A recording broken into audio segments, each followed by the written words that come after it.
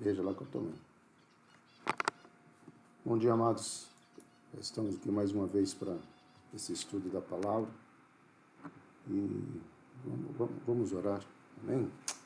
Pai querido, mais uma vez colocamos o estudo da Tua palavra e pedimos graça e sabedoria naquilo que será ministrado nessa manhã, Senhor. Pedimos entendimento também vindo de Ti para as nossas vidas, Senhor. Uma das coisas que nós vamos estar falando hoje é sobre a matemática de Deus. Tá? Esse é um aulão que nós uma vez conversamos lá na igreja sobre esses princípios, né? Como é que seria a contagem dos dias, pensando naquilo que Moisés fala no Salmo 91, né? Versículo 12, Senhor, ensina-me.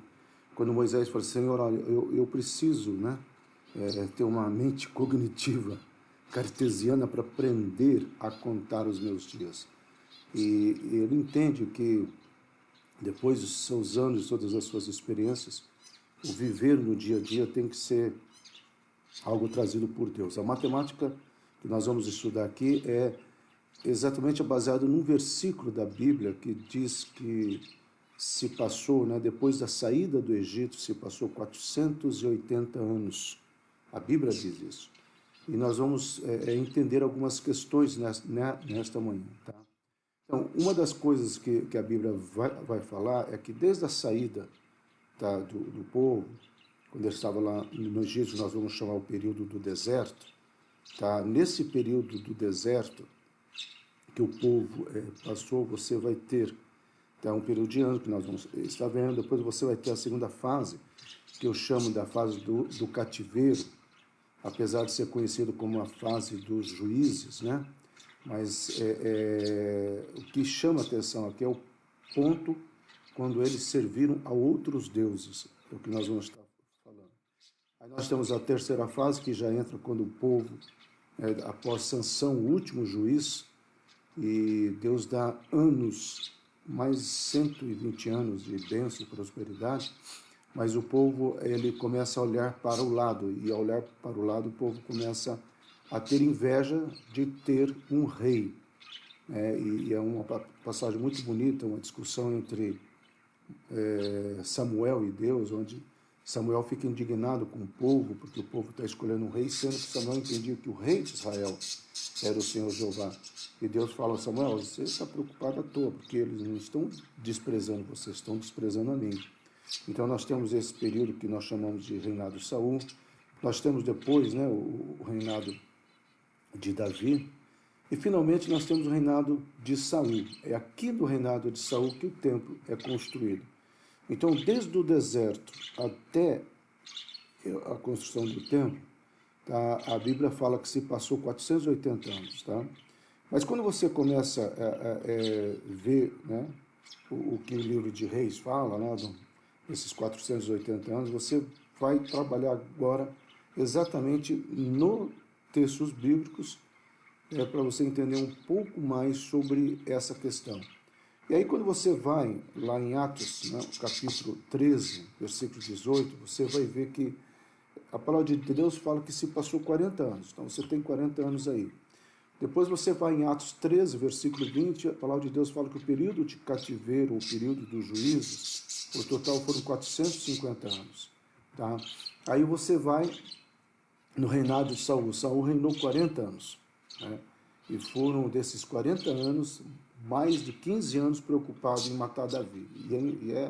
E é triste isso, né? Mas é um fato. Depois você tem o reinado de Davi, que também, lá em 2 Samuel, capítulo 5, versículo 4, fala que foram 40 anos. E finalmente você vai ter, no terceiro ano, que está em 1 Reis 6, 1, no versículo 37, está no terceiro ano do reinado de Salomão, ou seja, 3 anos depois que ele estava reinando, ele constrói o templo, aquilo que é o ponto máximo, né, da fé judaica, da relação de Deus para com Israel. Tá? Lembrando, amados, que uma das coisas que você precisa entender, e nós já falamos, o problema maior do templo não era a beleza dele, a estética dele, mas era a religiosidade do povo, quando num momento, né, o povo começa a descansar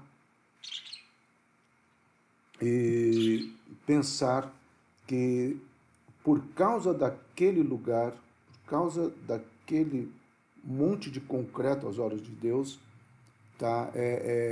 Deus iria protegê-lo mesmo ele estando em pecado. Então Deus mostra que, apesar dele ter recebido a consagração daquele lugar, e ele mesmo fala, quando é consagrado, toda a oração que se fizer deste lugar, é por isso que até hoje, né, os judeus entendem, né, que é deste lugar que seria o que resta do templo, o Muro das Lamentações, que é chamado Lamentações, porque quando, principalmente no reinado de Nabucodonosor, todo aquele templo é destruído, e mesmo depois, quando Herodes levanta, ele não consegue levantar a beleza desse templo. Nós já conversamos isso em alguns aulões, e aí nós falamos porque que a promessa do segundo templo seria maior por causa da pessoa de Jesus. Mas aí você tem, quando Tito invade Jerusalém, tá? Na década de 70, exatamente uns 30 anos após a morte de Jesus, e ele destrói completamente o templo, tá? E depois esse templo ele vai passar, né, no ano 1000, né, ele vai ser reconquistado aí já pelas cruzadas. Depois, no ano 1296, Saladino reconquista para os muçulmanos, e assim vai.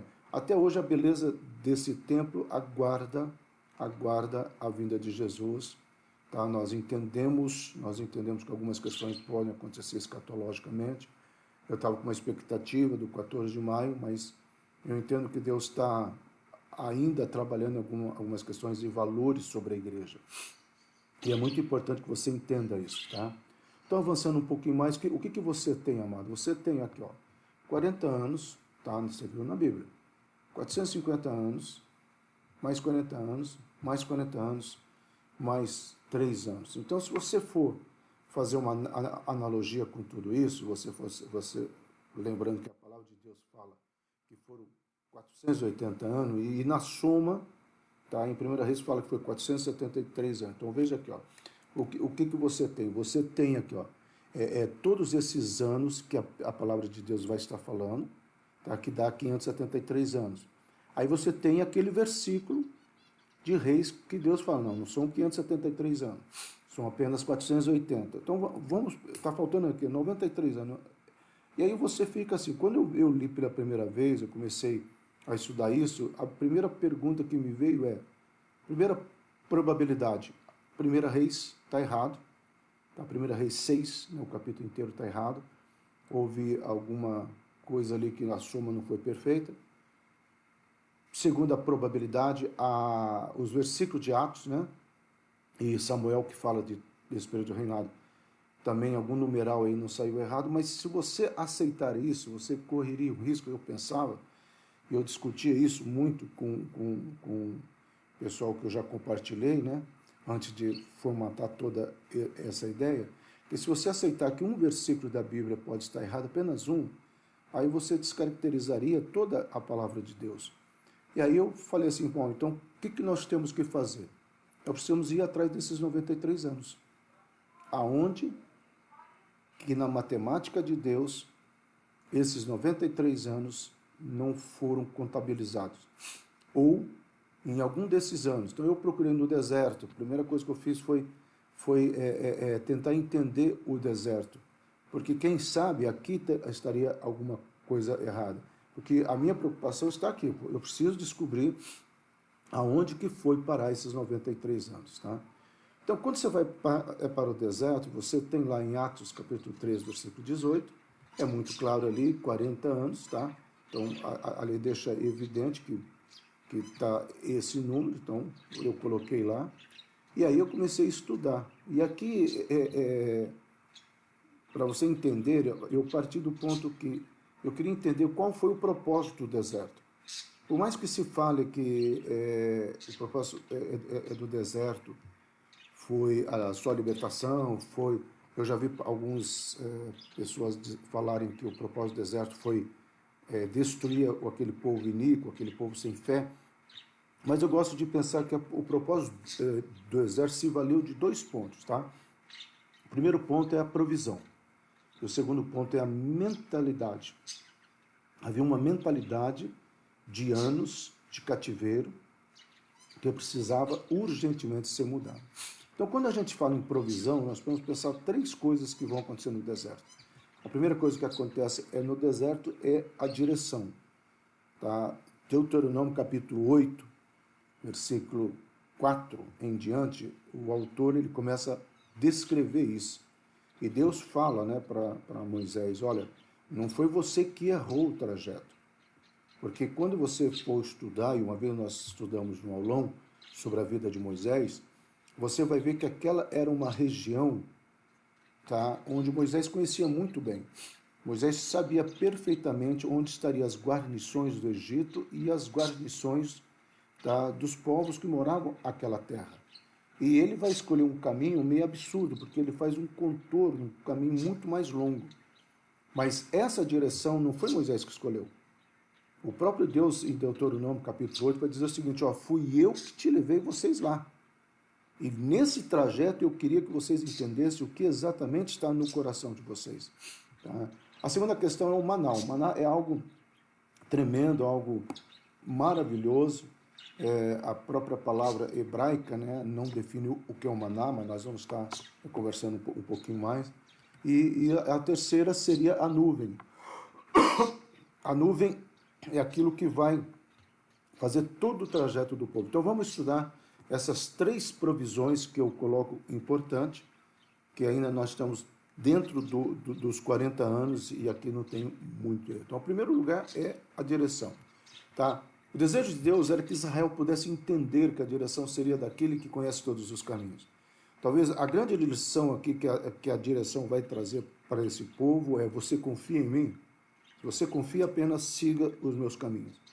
E hoje, amado, nós teríamos que transpor essa direção, essa orientação para a palavra de Deus. A palavra de Deus é a revelação completa e não há necessidade de mais revelação.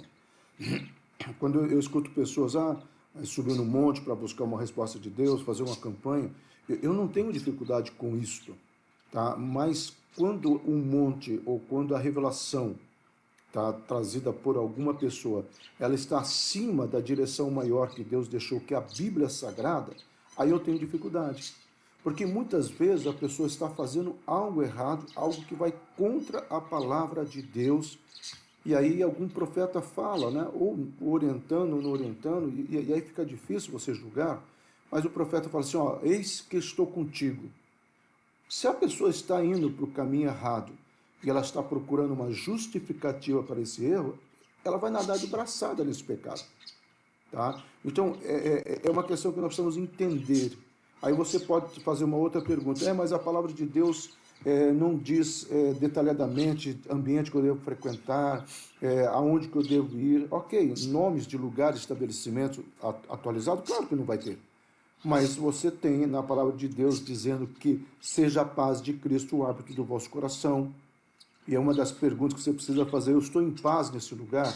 Eu estou em paz em seguir nessa direção? Lembrando, amado, entenda isso, que a própria paz, se você não estiver fundamentada na palavra de Deus, ela é enganosa. Porque não é uma paz que vem do Senhor para o nosso espírito. É uma paz que nós fabricamos nos nossos sentimentos, nas nossas justificativas. Então, é uma questão muito séria quando você começa a entender o que é essa direção de Deus. Tá? Aí você tem um alimento que supria toda a necessidade do corpo, físico e mental.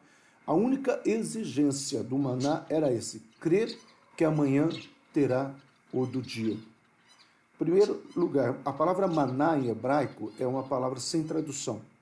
Ela, na realidade, é uma pergunta, né? Que é isso? O que é isso? Eu sempre falo isso. Imagina as pessoas pegando um maná e elas saindo, né? Uma atrás da outra, dizendo que você sabe o que é isso? Porque eu estou comendo, Deus mandou comer, é fantástico, eu estou vendo que eu não estou passando fome, eu estou vendo, mas você sabe o que é isso? E aí ficou o nome, o que é isso, que por não ter tradução, transliterou do hebraico, manar, né, transliterou do hebraico. No português poderia ter um H no lugar do acento, mas você sabe que o acento simboliza o H dos portugueses, né, da língua portuguesa antiga.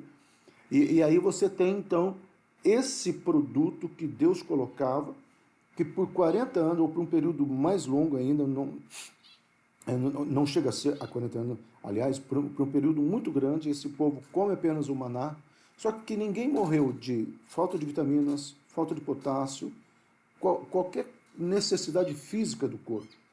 Ninguém morreu de anemia. Tá? E olha, amado, que eles caminhavam. E quem já caminhou, e se o organismo não tem potássio, dá cãibra.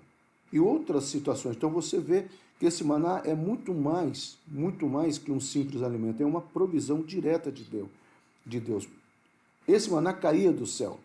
Alguns autores, já vi teólogos dizendo que era uma plantinha. Amado, eu creio na literalidade. Esse maná caía do céu.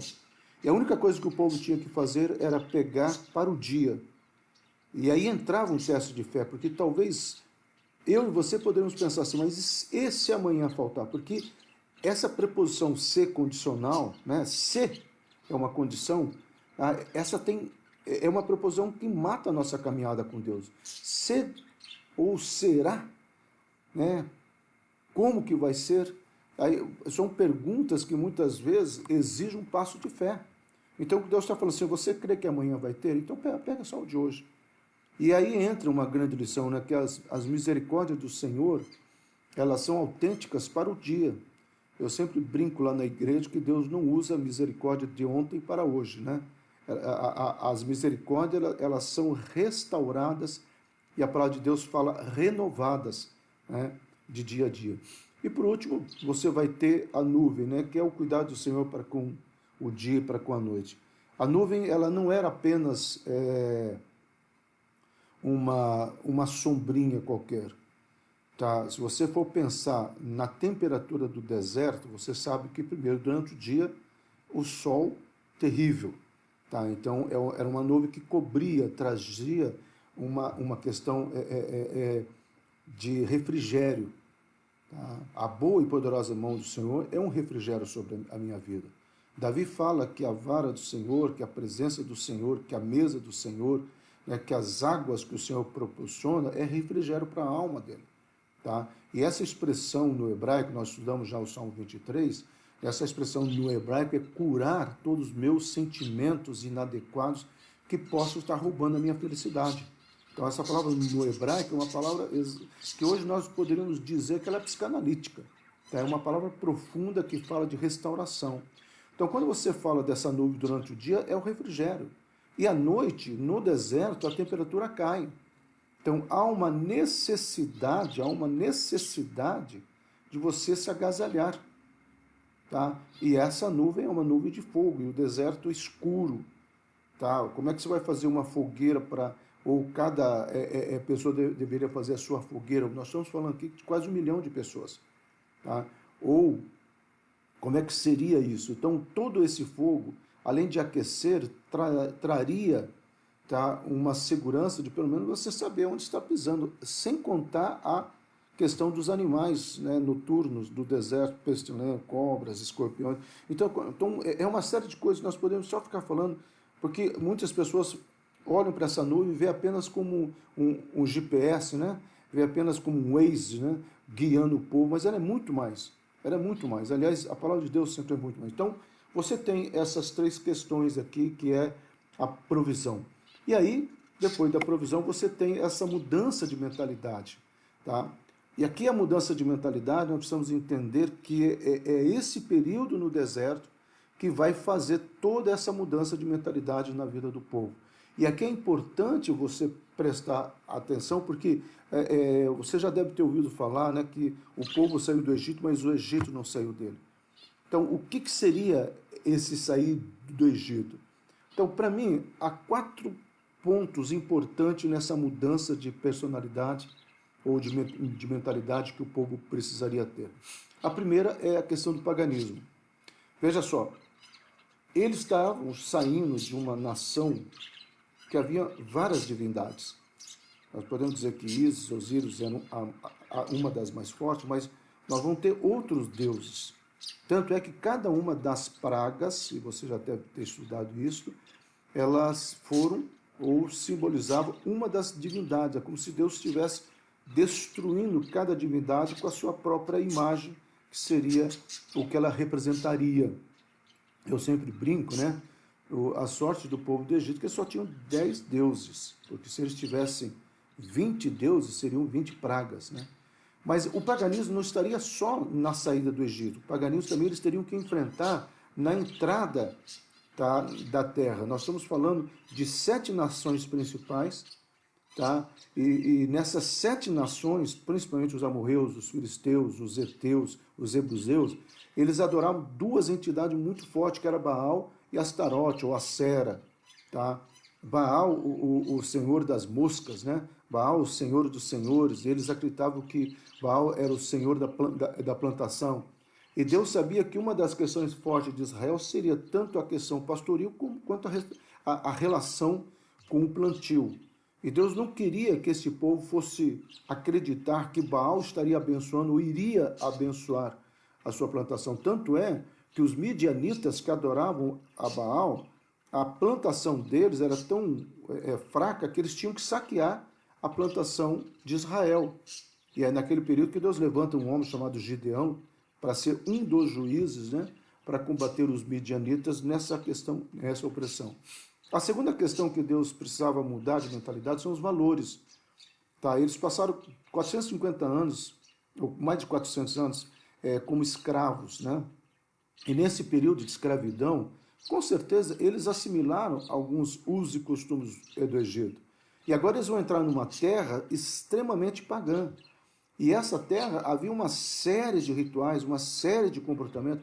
E é por isso que em todo momento Deus deixa muito claro, Deus fala assim, olha, vocês não podem compactuar com essas pessoas.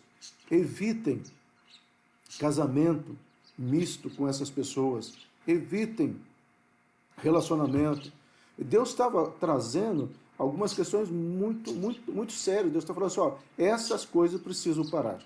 Essas coisas aí não pode avançar mais. Tá? Então são os valores também de preceitos, de comportamentos, de ética, de culto. Você vai ter uma entidade dos heteus e dos jebuseus muito forte, tá? Que era Moloque. Moloque aceitava, e uma das situações para Moloque abençoar o plantio era o sacrifício de crianças. Quando os jebuseus ou os heteus fossem entrar em guerra, tá, o rei sacrificava uma criança. E aí, essa mentalidade, o povo de Deus não podia aceitar, porque primeiro Deus não queria sacrifício humano. Aliás, o próprio filho dele seria o sacrifício humano em prol nosso, né? E a outra questão, Deus não faz barganha. Ó, Deus, eu vou fazer isso, o Senhor me abençoa ali. Deus não faz barganha. Deus tem mandamentos e estatutos. O dízimo não é uma barganha. O dízimo é um mandamento e é um estatuto estabelecido que deveria se ter dentro de nós, não a questão decimal, mas a questão da gratidão. Porque o número que Deus pede para ser colocado é um número que deveria ser apresentado em forma de gratidão. Senhor, eu reconheço que tudo isso que eu tenho, apesar de ser o meu esforço, sou eu que levanto cedo, sou eu que vou trabalhar, mas eu sei que é o Senhor que tem me dado saúde, eu sei que é o Senhor que tem me dado força, eu sei que é o Senhor que tem trazido a existência, eu sei que é o Senhor que me deu esse emprego. Isso, amado, isso é gratidão. E é isso que o povo precisaria estar entendendo nessa questão de valores. A outra questão muito séria, e talvez uma das mais importantes, é que esse povo eles tinham aprendido a ser escravos durante anos. E agora eles precisariam aprender a ser nação. A mentalidade escrava tinha que sair. Agora eles precisavam se tornar uma nação. E uma nação que tinha que ter uma mentalidade muito forte. Nós somos uma nação eleita, raça escolhida. Pedro vai usar isso lá na frente, se referindo à minha pessoa e à sua pessoa, porque ele fala sobre a igreja. Então, essa é uma questão de mudança de mentalidade. O que é ser uma nação? Tá? Ser uma nação é apenas ter um governo? Ser uma nação é apenas ter fronteiras? Ser uma nação é ter bons exércitos? Deus vai destruindo tudo isso, né? Em primeiro lugar, ser uma nação é ter governo. Deus fala, olha, eu tiro e eu ponho o governo que eu quero. E, aliás, ele vai dizer mais para frente, olha, e o governo, cada um desses governos está nas minhas mãos. Tá? Fronteiras, Deus mostrou que as fronteiras não são nada. Se o povo pecava, Deus mandava arriscar. Eu terminei de ler essa semana, estudei profundamente para mim o livro de Abacuque, né? E é interessantíssimo quando Abacuque questiona Deus, briga com Deus, Deus fala, vem que eu vou te responder. E aí Deus responde para Abacuque. O que Deus mostra para Abacuque é, eu criei uma nação, eu tirei uma nação, eu libertei uma nação com um único objetivo, que essa nação pudesse me adorar, que essa nação entendesse que eu sou o Senhor. E na hora das dificuldades, na hora do medo, na hora da pandemia, essa nação se entregou à ansiedade, se entregou ao medo e foi buscar ajuda do Egito. Quer saber uma coisa? Eu vou destruir eles e o Egito. O Egito entra por tabela nessa situação. Então, uma nação não é feita por fronteiras, uma nação não é feita por governo, uma nação é feita por quem a estabeleceu. Uma das coisas que Abraham Lincoln, né? Eu gosto muito da história de Abraham Lincoln. Se você for pensar, um cara doente, um cara que foi desenganado, ele tentou várias vezes se eleger, colocar no modelo nosso, né, como vereador, nunca ganhou uma eleição e de repente ele se torna presidente dos Estados Unidos. E uma das coisas que ele fala assim no seu discurso de posse é: eu quero levantar uma nação cujos pilares sejam baseados naquilo que eu creio que é a palavra de Deus. E talvez por isso que, a partir daí, não uma série de valores, né, serão plantados na nação americana. Então, talvez é isso que Deus esteja querendo fazer no Brasil. Talvez seja isso que nós precisamos pensar. O que é uma nação? Uma nação não é feita por um governo. Uma nação não é feita pelas suas fronteiras. Uma nação tem que ser feita pelo poder, pela graça do Senhor. E é isso que nós, como igreja, precisamos clamar. Para que nessa graça e nessa questão seja levantada uma nação que realmente entenda. Agora, quem vai fazer a diferença é a igreja. E por último, gente, essa mudança de mentalidade, ela vai indo até chegar nisso aqui. Por que Deus quis uma nação? Por que Deus chamou Abraão? Qual que era o projeto de Deus? Qual que era a história de Deus nessa questão toda? Aonde Deus queria levar o povo, essa história toda? Aqui. Para que Jesus, o seu filho, nascesse e o plano de salvação fosse estabelecido. Uma das coisas que eu acho linda é quando você começa a estudar esse quadro todo que está aí no seu vídeo, tá? O paganismo, valores, a nação, né, o Messias, você vai ver que tudo vai culminar para esse último ponto. Deus primeiro tira o paganismo, tá? Tira aquilo que não faz parte, tá, da adoração que ele pede da minha vida e da sua vida. Deus muda os meus valores. Deus vem impregnando o valor do reino. Por isso que Jesus fala, é chegado o reino dos céus. A minha cultura tem que ser a cultura do reino, a minha mentalidade tem que ser a mentalidade do reino. E nós precisamos entender isso. A palavra no hebraico para andar nos caminhos do Senhor é a palavra derek. A palavra derek no hebraico significa o meu estilo de vida é este. Então, quando você fala de valor, nós estamos falando de estilo de vida. Para que depois eu me torne uma nação, no sentido de um homem ou um servo do Senhor que está conectado com o Messias. Nós podemos aplicar isso também para as nossas vidas. Então, você tem aqui a provisão da mentalidade, vamos colocar assim, os 40 anos no deserto. Mas nós ainda estamos falando de 573 anos, para com 480, nós só temos 40, então e esse 40 está certo, então ainda nós continuamos naquela matemática. Quando nós falamos sobre o cativeiro, nós precisamos pensar isso aqui, ó. Eles substituíram a sua adoração a Deus através da adoração a falsos ídolos, outros falsos deuses. Se você ler o livro de Juízes, você vai ver que a grande bronca de Deus com Israel era exatamente esse aspecto, tá? Vira e mexe, o povo começava a fazer o que nós chamamos de sincretismo religioso, que acontece hoje nos nossos dias. O que é o sincretismo religioso? Você pegar valores comportamentos de uma outra religião que não seja a religião cristã protestante, e você começa a incorporar aquilo como um valor sagrado. Nós criamos amuletos, nós criamos totens, e Deus está falando, não é nada disso que eu quero o seu coração. Porque há muitas pessoas, né, que eu digo que elas são levadas não pela palavra de Deus, mas pela caixinha de promessa. Elas estão em pecado, elas estão fazendo tudo errado, e aí elas vão na caixinha de promessa. Para quem não sabe, a caixinha de promessa é uma caixinha que tem vários versículos, todos eles de promessa, todos eles eu vou fazer, de bênção, de prosperidade. Então, uma pessoa que está em pecado, ela vai lá, tira, vai sair bênção, vai sair promessa, não vai sair nenhuma coisa nem outra. Então, quando você começa a entender isso, tá? Isso é sincretismo, porque isso é jogar carta de tarô, isso é mexer com o zodíaco. Ah, o meu signo é assim, então o meu dia vai ser assim. Não é, esses não são os valores da palavra de Deus. Esse pode ser o valor de quem vive na questão do zoroastrismo, né?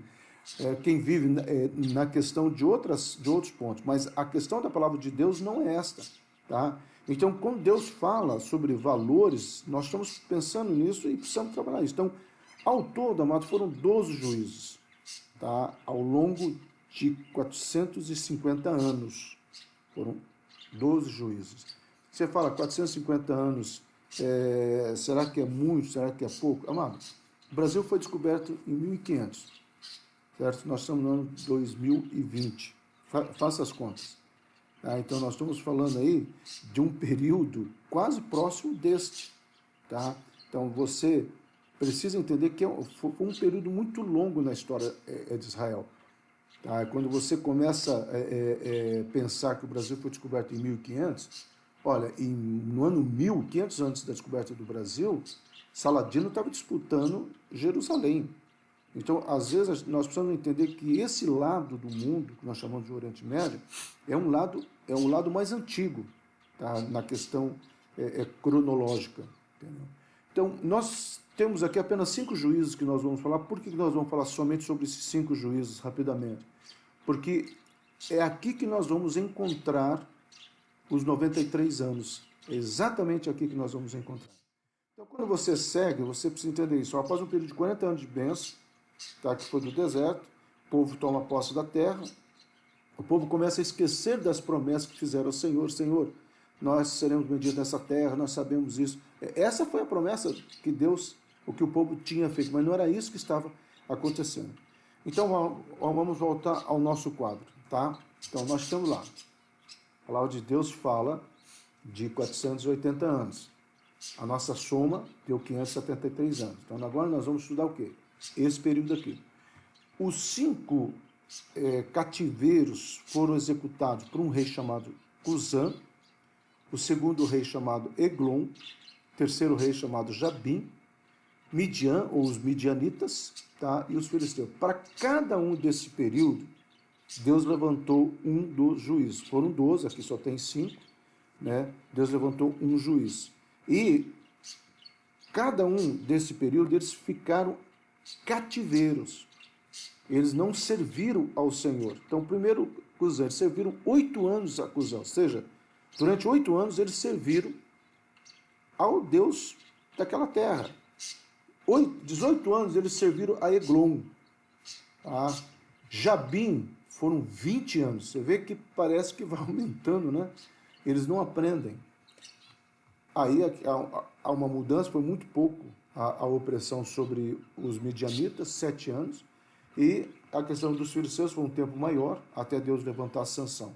Então nós temos aqui, 8 anos que eles serviram a Cusã, 18 anos a Eglon, 20 anos a Jabim, 7 anos a Midian, 40 anos aos filisteus. Se você vai fazer uma soma disso aqui, dá exatamente 93 anos.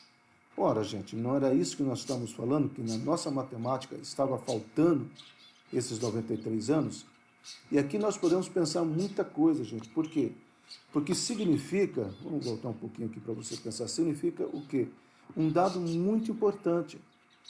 Se você serviu a outros deuses durante esse período da sua vida, se você vai computar lá, tá lá, você tem 8 anos, você tem 18 anos, você tem 20 anos, tá? Você tem 7 anos, você tem 40 anos. Ou seja, se você serviu a esses outros deuses durante esse período da sua vida, você vai somando e dá os 93 anos, e é exatamente os 93 anos que está faltando na contabilidade de Deus, a gente só pode chegar a uma conclusão. Deus não contabiliza o período que você serve a outros deuses. Vamos dar um exemplo prático? Você chega para mim e fala assim, pastor, eu tenho 20 anos de conversão. Aí Deus fala assim, não, se ele só tem 12. Aí eu falo, meu amado, Deus está dizendo que você só tem 12. Como assim? Eu tenho 20 anos, me converti no ano 2000. Faça as contas, pastor. É 20 anos. Aí Deus fala assim, não, é só 12. Porque 8 anos ele se afastou. 8 anos o coração dele não esteve no altar. E não necessariamente sejam 8 anos decorridos, né? Porque você vai ter aqui, ó, Cusã 8 anos, e depois você vai ter um período de bênção e prosperidade, tá? Depois você vai ter Eglon, 18 anos que eles serviram, aí quando ele se arrepende, Deus vem, nós vamos ver como é que foram esses arrependimentos. Aí Deus levanta, então vamos lá. Cusã, Juízes 3:8, que fala ali, se você depois pode acessar, né, esse vídeo, e você pode, nós mandamos também para a igreja, né, você pode ler lá, Juízes 3:8. O juiz que Deus levanta, tá, é um cara chamado Otoniel. Interessante que Otoniel significa o leão de Jeová. Ele era sobrinho de Caleb. Olha a herança familiar. Otoniel, ele era sobrinho daquele que conquistou Hebrom, daquele que esteve ao lado de Josué, aquele que caminhou pelo deserto, aquele que com mais de 80 anos chega para Josué e fala, Josué, eu estou velho, mas eu ainda tenho forças o suficiente para crer nas promessas de Deus para a minha vida. Ah, meu amado, eu quero pessoas acima de 80 anos que sejam capazes de dizer isso. Eu ainda creio nas promessas de Deus para a minha vida. Eu ainda creio que eu vou viver os sonhos e promessas que Deus tem. Amós tinha 81 anos. Amós era um homem que não sabia falar. Ele não era gado que não pastor, não, mas ele não sabia falar porque ele era um pastor simples de ovelhas, da região de Tecoas, 37 quilômetros de Jerusalém. Mas Deus levanta. E ele quebrou o jugo, né, de escravidão de 8 anos e trouxe 40 anos. Veja só, o povo serviu, traiu Deus, vamos usar esse termo um pouco pesado, mas traiu a Deus durante 8 anos, e na misericórdia de Deus, na bondade de Deus, na restauração de Deus, Deus dá 40 anos de bênção. Meu amado, não é o tempo que você permaneceu no pecado, meu amado.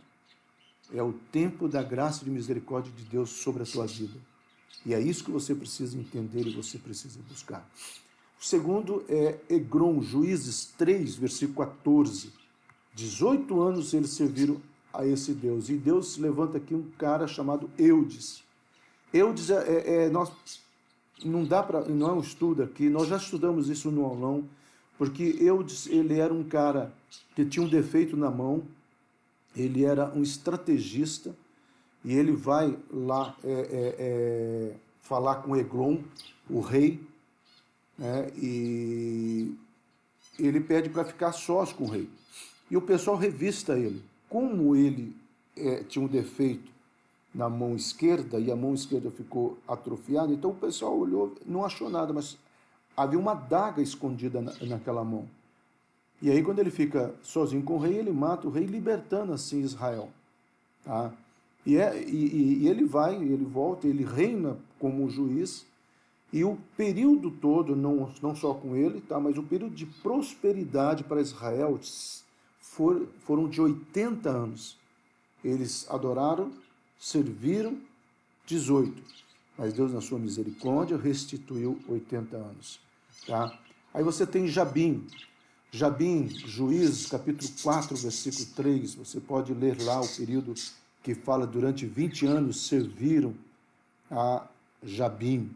E Jabim, Deus levanta uma mulher. Interessante, se você for ler os capítulos, né?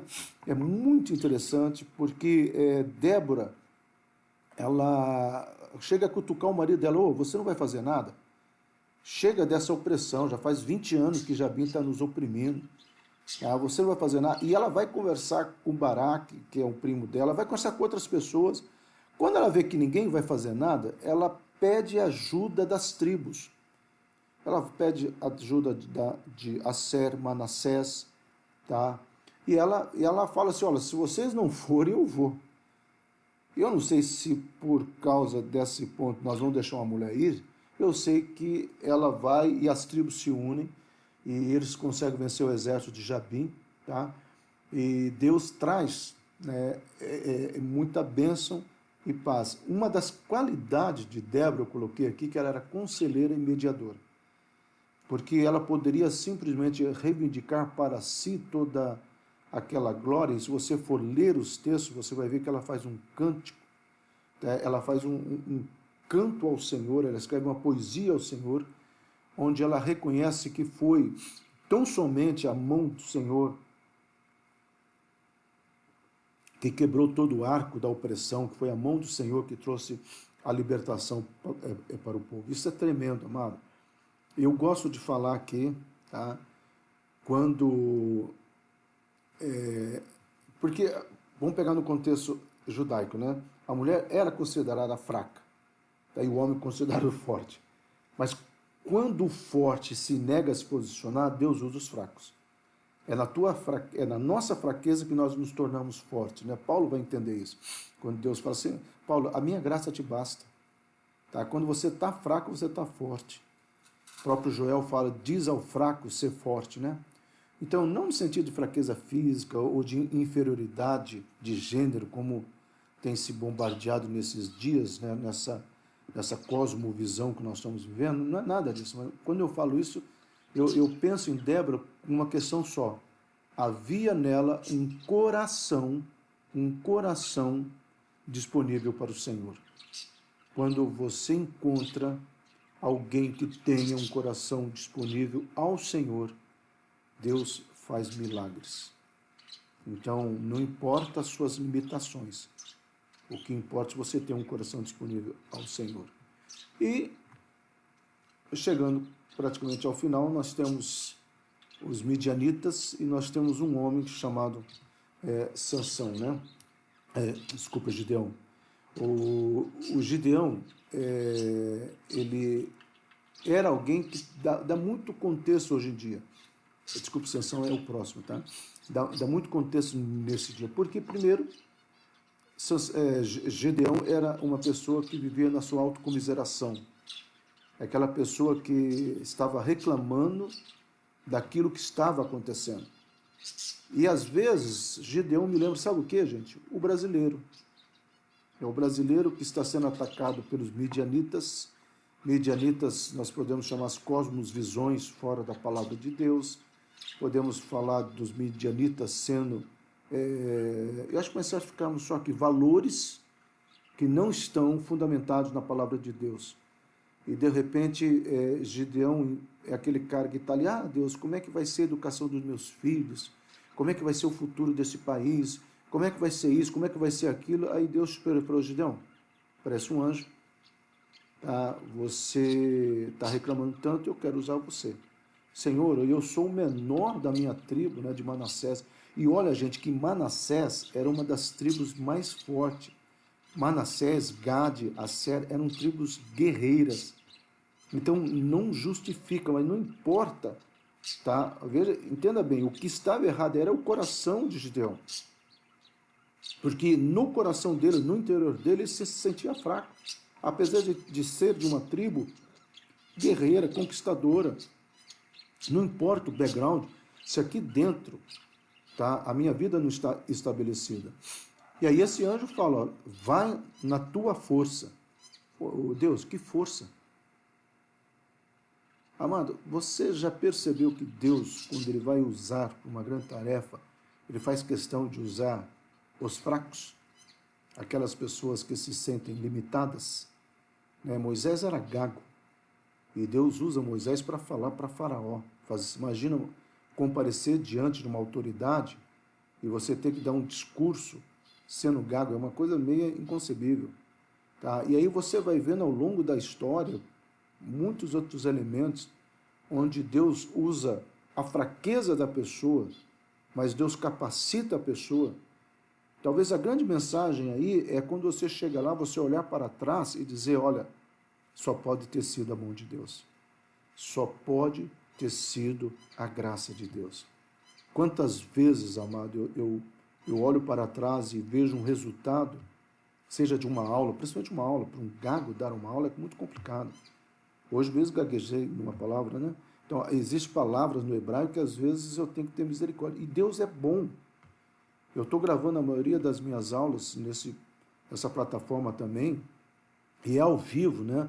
No Zoom, onde os alunos entram, e ali é complicado. Mas Deus, quando eu olho para trás o resultado da aula, eu falo, só pode ter sido Deus. E talvez esse seja o grande ponto que o Senhor quer trazer para a minha vida e para a sua vida. É aquele momento que você olha e fala assim, só pode ser Deus, só pode ser Deus.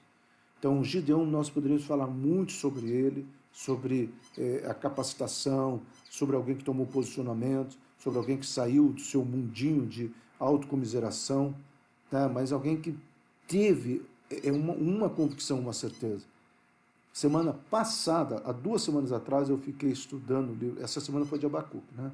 Mas semana retrasada eu fiquei estudando, e a outra também, o livro de Neemias. Então, eu sou pastor, eu tenho que estudar para mim, eu não estudo isso é para preparar para alguém, mas acaba sendo uma mensagem que saiu de Neemias, vou pregar hoje à noite. Aquele momento onde eu e você precisamos entender e fazer um checklist da nossa vida nos dias de hoje, na pandemia, em todas essas questões, e crer e saber, tá, que vários Tobias e Sanbalates vão se levantar, ou vão tentar se levantar contra a minha vida e contra a sua vida. Mas quando você tem a certeza e a convicção daquilo que é o teu chamado, quando você tem a certeza e a convicção do que Deus pode fazer através da sua vida, quando você tem a certeza e a convicção de que você foi chamado para a restauração, meu amado, você não se perde com isso. Então, Gideão é aquela pessoa que pode ser considerada como muitos hoje. Tá? Aliás, os 2 últimos, né? Porque Sansão também tem muita lição para trazer. Como Gideão, como aquele sentimento de autocomiseração. E nosso último juiz, né, que vai enfrentar os filisteus, Juízes capítulo 13, né, Deus levanta Sansão, o último juiz, que quebra o jugo dos filisteus, trazendo um período de prosperidade, que acaba somente quando o povo vai para Samuel e fala, Samuel, nós queremos um rei, que aí entra lá no reinado de Saul, tá, no reinado de Davi, finalmente no reinado de Salomão, e depois vem aquela divisão toda que acontece no reino, tudo por consequência de pecado. Mas eu quero falar sobre esse elemento. Algumas coisas que você precisa entender sobre Sansão, amado. Que todo mundo presta atenção no fato, ele foi o homem mais forte do mundo. Por que Deus permitiu aquela prisão? Por que Sansão teve os olhos cegos? Por que Sansão ficou, né, rodando no mesmo lugar sem sair? Porque Deus precisava não apenas usá-lo, mas Deus amou esse coração. E Deus precisava que esse coração se convertesse a ele. Tanto é que o pedido que Sansão faz no último ato dele, Senhor, me leva junto, eu quero morrer aqui porque eu quero estar aí contigo. Eu creio, amado, se Sansão tivesse pedido, Deus, eu quero viver isso, me dá um jeito de escapar aqui, eu tenho certeza que Deus atenderia o pedido.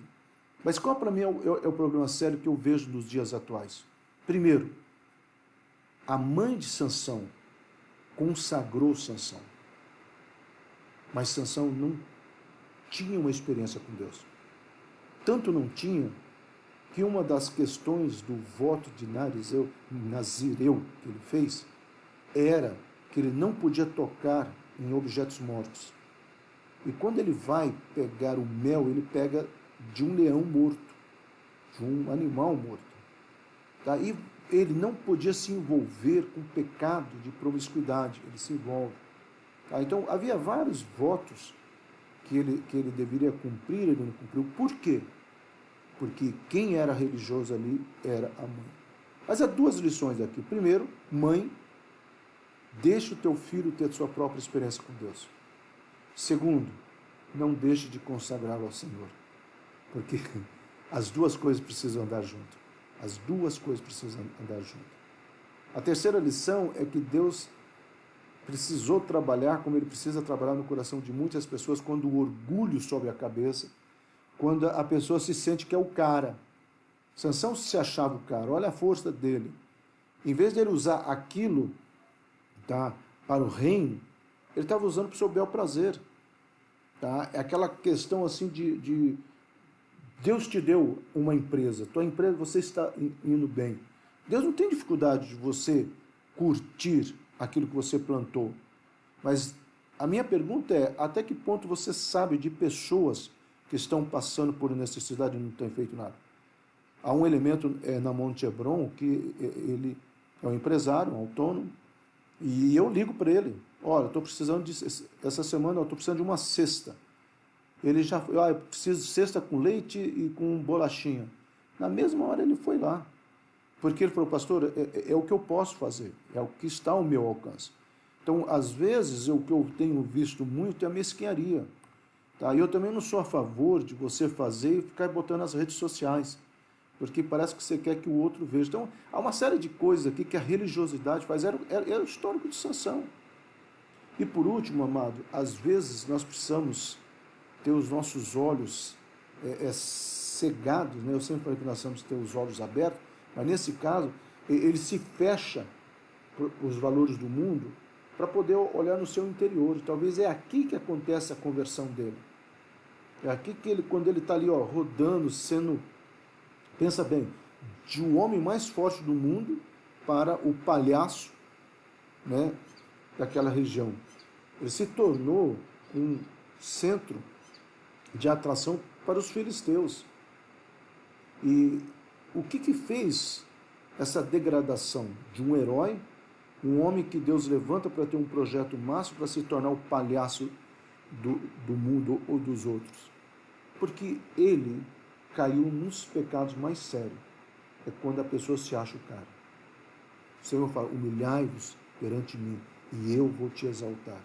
Então esse processo de conversão de Sansão é lindo mesmo que ele tenha morrido naquela situação, mas aqui foi um pedido dele, eu quero que a igreja entenda isso, mas talvez naquele momento dele estar ali sendo motivo de risos, talvez ali ele pare e pense, mas espera aí, mas aqui era o meu lugar, esse foi o projeto de Deus, e quando ele começa a entender que esse não era o projeto de Deus, que esse nunca foi o projeto de Deus, e talvez somente aí ele consegue romper. E eu encerro aqui, amado, nós só conseguiremos romper quando nós entendemos qual é o projeto de Deus. Recapitulando, você tem uma contagem de 480 anos, a Bíblia falando, você tem uma recontagem que chega a 573 anos, e você chega a uma triste conclusão, que os 93 anos que Deus não contabilizou, porque eles foram usados fora do altar do caminhar com Deus. Que essa lição esteja nas nossas vidas, amado. Que a cada dia eu e você possamos fazer como Moisés. Senhor, ensina-me a contar os meus dias, para que eu consiga alcançar um coração sábio. Ensina-me, Senhor, a andar nos teus valores, para que eu consiga alcançar um coração sábio. Amém? Vamos orar? Senhor, nós começamos pedindo que a nossa terra fosse, nosso coração fosse uma terra boa. Agora, Senhor, eu peço que essa semente que foi lançada possa germinar e dar o seu fruto, para que possamos entender, fugirmos de toda religiosidade, no nome do Senhor Jesus Cristo. Amém? Que Deus te abençoe, meu querido, em nome de Jesus.